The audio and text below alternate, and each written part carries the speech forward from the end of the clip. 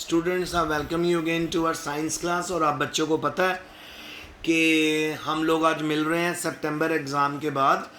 सो मैंने आप लोगों के साथ टोटल बेटा मैंने आप लोगों के साथ 7 चैप्टर कर लिए थे और 8th चैप्टर हमने शुरू किया हुआ था बॉडी मूवमेंट। तो देखो food where does it come from, ये वाला चैप्टर हमने कर लिया था, सारे क्वेश्चन आंसर्स भी कर लिए थे, रीड भी कर लिया था चैप्टर। इसी तरह 2nd, 3rd, 4th, 5th, 6th, 7th हम कर चुके थे। अब हम 8 चैप्टर कर रहे थे जिसके अंदर बेटा मैं आपको बॉडी मूवमेंट्स के बारे में बता रहा था। अलग अलग आपको मैंने मूवमेंट डिस्कस की थी आपके साथ कि बॉडी की मूवमेंट्स किस तरह से होती है, और साथ ही मैंने आप बच्चों को बताया था अलग अलग जॉइंट्स के बारे में। तो क्योंकि बेटा हम इतने दिनों बाद मिल रहे हैं पेपर्स के बाद, तो पेपर में तो क्लासेस लगी नहीं, सो हम बहुत समय बाद मिल रहे हैं, तो बेटर है कि आज मैं आपको रिवीजन दे देता हूँ, फिर थोड़ा सा आगे का काम भी करवाऊँगा। सो फिर मैंने आपको बताया था कि ह्यूमन बॉडी और उसकी मूवमेंट्स के बारे में बताया था। तो उसमें मैंने आपको अलग अलग मूवमेंट दिखाई थी, जैसे नेक के बारे में हमने बताया था, रिस्ट के बारे में, फिंगर के बारे में कि कौन सा बॉडी पार्ट है जो पूरी तरह रोटेट हो सकता है, जो पार्शली रोटेट हो सकता है, जो बिल्कुल भी रोटेट नहीं होता। ठीक है, वो हम सब ने यहाँ पे डिस्कस किया था।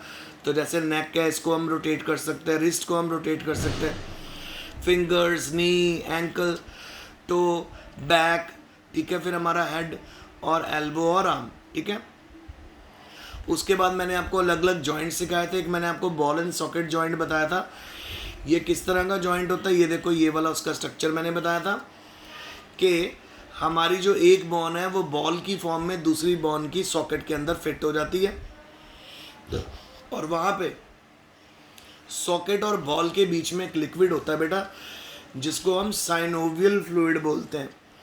और ये जो साइनोवियल फ्लूइड होता है बेटा, ये हमारे जॉइंट्स की फ्रिक्शनलेस मूवमेंट में हेल्प करता है। तो हमारे जितने भी जॉइंट हैं वो फ्रिक्शन के बिना आसानी से मूव कर सकते हैं। फिर मैंने आपको बताया था बैड हैबिट्स,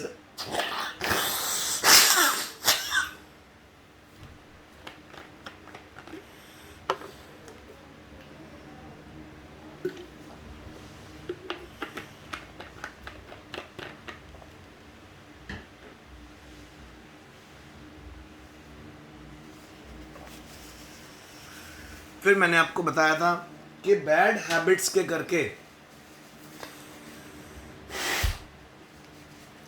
बैड हैबिट्स का मतलब जब हमारा खाना अच्छा नहीं होता, हम जंक फूड को ज़्यादा खाते हैं, और एक्सरसाइज ना करने के कारण और एज फैक्टर के कारण जब ये साइनोवियल फ्लूइड हार्ड हो जाता है, क्रिस्टल में कन्वर्ट हो जाता है, तब हम अपने बॉडी पार्ट्स को मूव नहीं कर पाते बेटा, अच्छे से नहीं मूव कर पाते। और अगर मूव करते भी हैं तो उतनी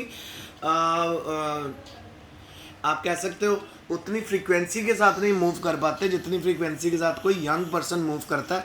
उसके पीछे रीज़न है कि ये साइनोवियल फ्लूइड जो होता है आपके सॉकेट में और बॉल के बीच में, यहाँ पे जो लिक्विड होगा वो सॉलिडिफाई हो जाता है और क्रिस्टल्स में कन्वर्ट हो जाता है। तो पेन होती है जिसको अर्थराइटिस बोलते हैं, रूमेटॉइड अर्थराइटिस बोलते हैं। ये ओल्ड पीपल में आ जाती है बीमारी, खासकर उन लोगों में तो बीमारी आ ही जाती है बेटा जो लोग क्या करते हैं, जिनको शुगर की बीमारी हो जाती है। ठीक है, उससे बहुत रिलेशन में आता है। फिर इसी तरह का बॉल एंड सॉकेट जॉइंट आपको आपके पैरों में, आपके लेग्स में भी मिलेगा। जो आपका पेल्विक गर्डल होता है, पेल्विक गर्डल के अंदर आपकी थाई बोन आई होती है। पेल्विक गर्डल एक तरह के से काम करता है सॉकेट का, और बॉल का काम करती है आपकी थाई। ठीक है, फिर उसके बाद मैंने आपको पाइवोटल